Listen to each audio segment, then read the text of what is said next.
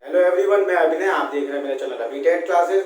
जिसने भी मेरे चैनल को सब्सक्राइब नहीं किया वो चैनल को सब्सक्राइब करे, बेल आइकन पे जाके ऑल बेल पे प्रेस करें, जिससे कि आपको मेरी वीडियोस का नोटिफिकेशन मिलता रहे।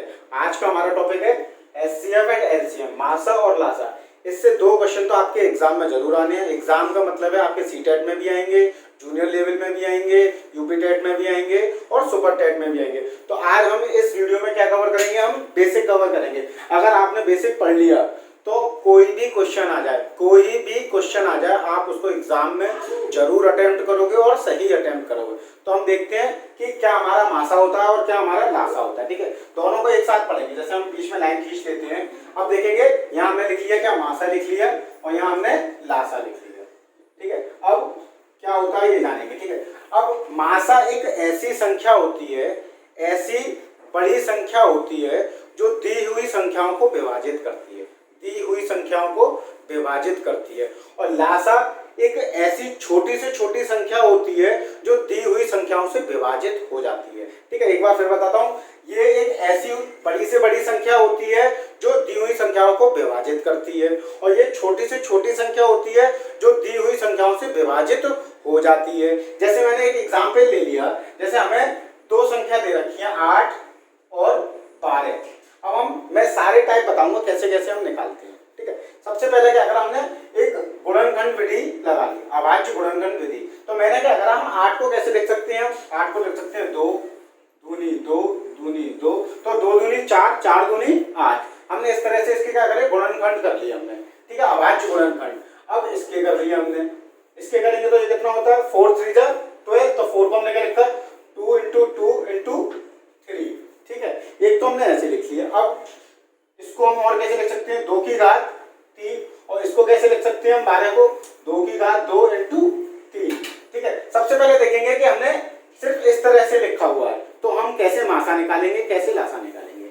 अब मासा में क्या होता है, मासा में क्या होता है, जब हम इस तरह से कर रहे हैं कि हम ये देखते हैं कि इसमें कौन कौन से गुणनखंड हमारे कॉमन आ रहे हैं दोनों में। मैंने कहा 2 आ रहा है, 2 आ रहा है, 2 लिख दिया, ये हम मासा निकाले हैं।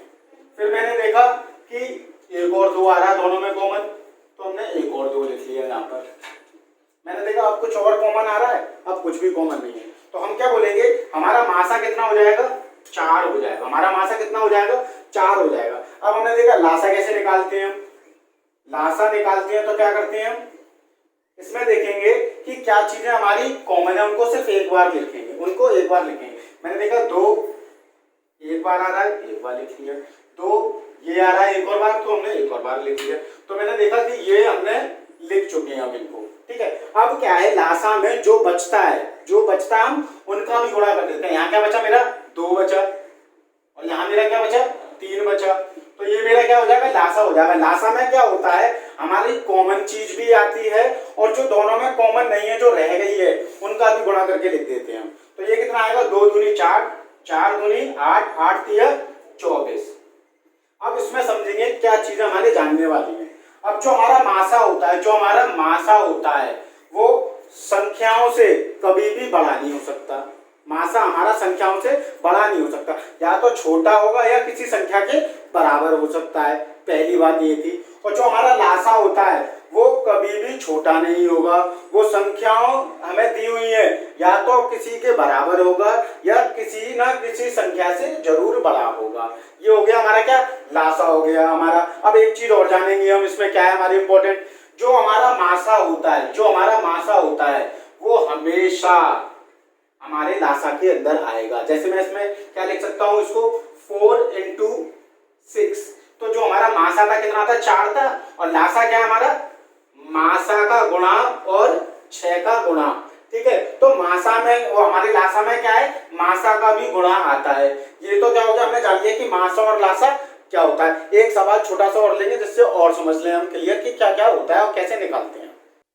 अभी ये इसमें हम देखते हैं, हमें इसमें मासा निकालना है। ठीक है, ये क्या हमें भिन्न में दे रखी है। ठीक है, क्या है कि एग्जाम में इसको एग्जामिनर बहुत प्रेफर करता है क्वेश्चन देने को, क्योंकि क्या होता है इसमें हमें लासा भी निकालना पड़ जाता है और मासा भी निकालना पड़ जाता है। तो एग्जाम में वही क्वेश्चन सेलेक्ट होते हैं जिसमें वो ज्यादा से ज्यादा चीजें क्या है पूछ ले आपसे। तो इसमें कैसे करेंगे हम, जो हमारे अंश है, इसमें जो हमारे अंश है, अगर उसने मासा पूछा है तो अंशों का क्या निकालेंगे, मासा निकालेंगे। और हर का क्या निकालते हैं हम, लासा निकालते हैं।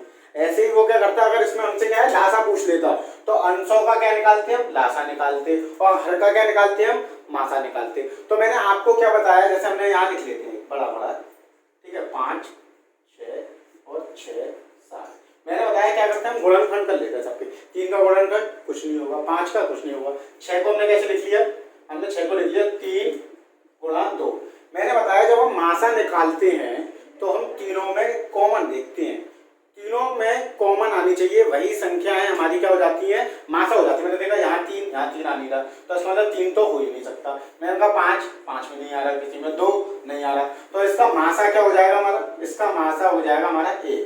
जब कुछ भी कॉमन नहीं आता है संख्याओं में तो हमारा मासा हो जाता है 1, क्योंकि एक सब में कॉमन है। मैं सबको इस तरह लिख सकता हूँ 3 गुणा 1, 5 गुणा 1 और ये 1, क्योंकि 1 से गुणा करेंगे तो संख्या वही आएगी। अब नीचे वाले का क्या निकालेंगे हम, नीचे वाले का निकालते हैं लासा।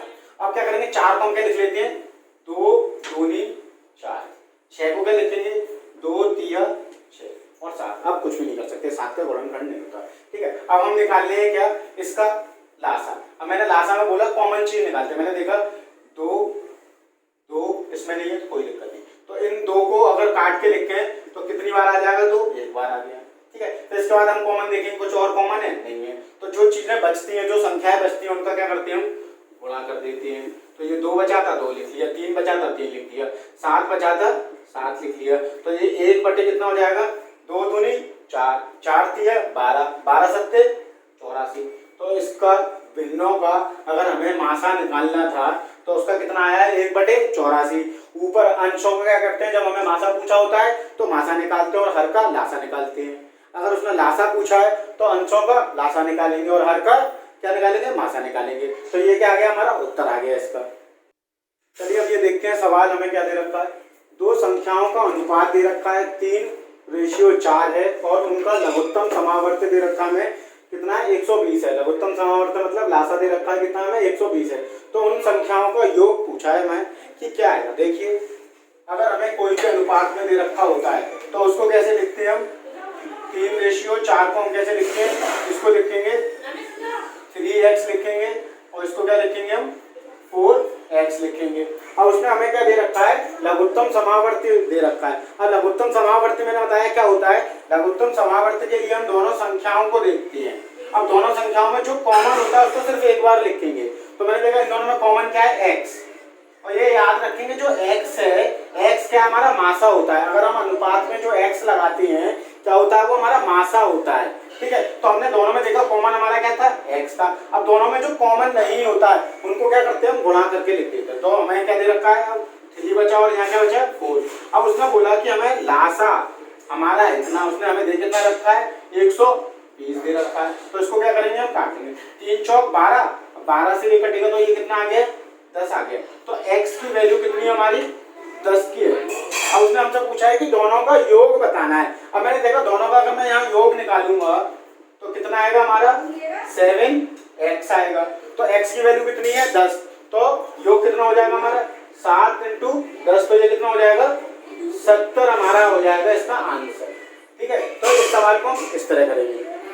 तो आज का वीडियो हम यही खत्म करते हैं। इस वीडियो में मैंने आपका बेसिक कवर करा दिया है। अब जो मैं नेक्स्ट वीडियो बनाऊंगा उसमें क्या है, जो भी क्वेश्चन आए हुए हैं पेपर में और जो आ सकते हैं मैं वो कराऊंगा। तो आप उन वीडियो को जरूर देखिए। और आपने मेरे चैनल को अगर सब्सक्राइब नहीं किया है तो चैनल को सब्सक्राइब कीजिए, शेयर कीजिए और लाइक कीजिए। Thank you.